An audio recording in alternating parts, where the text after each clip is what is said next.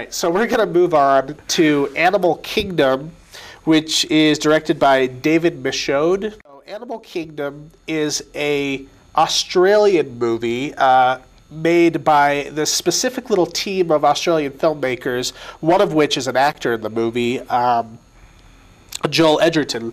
And they've kind of made a name for themselves in Australia for doing these kind of brooding crime thrillers.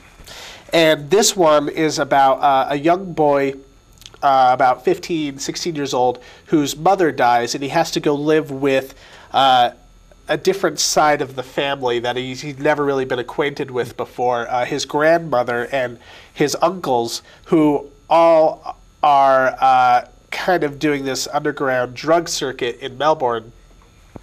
And unfortunately, he kind of gets caught in the middle of a war between them and the police, and people are dying left and right, and he might be a suspect, which makes some of the family start to question his loyalty and puts him just as much danger from both sides, both the police and the family that he's living with and trying to be protected by.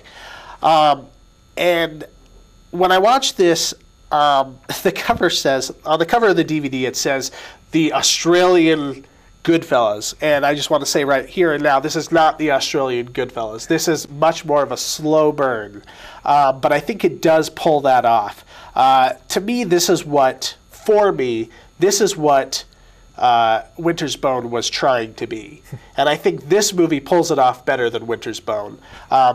There's a lot of brooding intensity, a lot of scenes where nothing exactly is happening, but everything's happening under the subtext of what you see, and it's the things that are going unsaid and the things that are not being shown. And I think it's very well directed, very well crafted.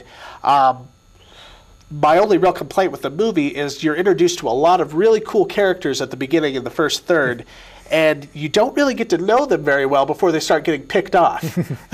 And I was a little sad that some of my more favorite characters in the movie don't get as much screen time. Jacki Weaver, playing the grandmother, Smurf, as she's known as her gangster name, I suppose, is nominated for Best Supporting Actress, and she won't win. But I think that it is a good performance. It's a nuanced performance, and she plays that, I'm the sweet, loving grandma, but maybe I'm not, very well. So I give it a B. And if it just had gone a little bit further, maybe had a half an hour more footage to kind of explore some of these characters a little bit more, I think it almost would have been an A for me.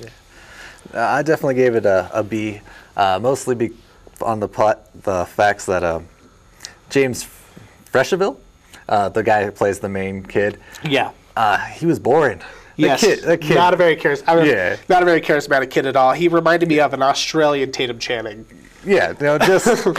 He was pretty, but he just kind of mumbles his lines. Mm-hmm. He didn't seem very, everything was really intense and going on, but he didn't really seem like he cared.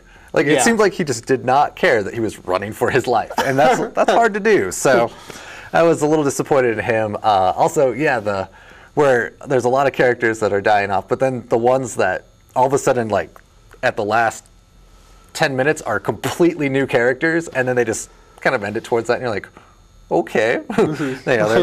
They're one way through the most of the movie. All of a sudden they're different, and you're like, all right, I don't know. But also, for some reason, this being an Australian movie is dark police kind of stories. They only happen in LA and New York. According to me, the rest of the world it's either LA or New York. So it's really weird realizing that this is not. I'm like, oh, this happens outside of America? Really? Mm-hmm. Well, I thought that was interesting. It has a very sort of LA noir kind of feel to it. And I'm sure that's sort of what they're going for, the Edgertons. Almost kind of like retelling the noir for a different international side of the world. Yeah. So I thought that was actually a positive for the movie.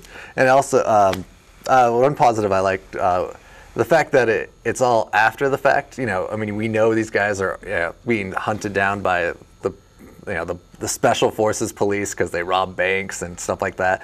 but nothing of that, like none of that happens. Like you're waiting for them to do a big bank heist or some kind of big thing that, you know, American movie would do. They would, you know, everything would be about robbing the banks, and then there'd be this little bit where they get chased. This is entirely about after they've committed all the crimes, and they're just getting, and they're just laying low while the police are stalking them, and then police are all getting fired. And all about that tension in that moment, sort of like Reservoir Dogs in that way. Yeah, just really liked the after the fact that this was kind of going for. So I also gave it a B. Cool, cool.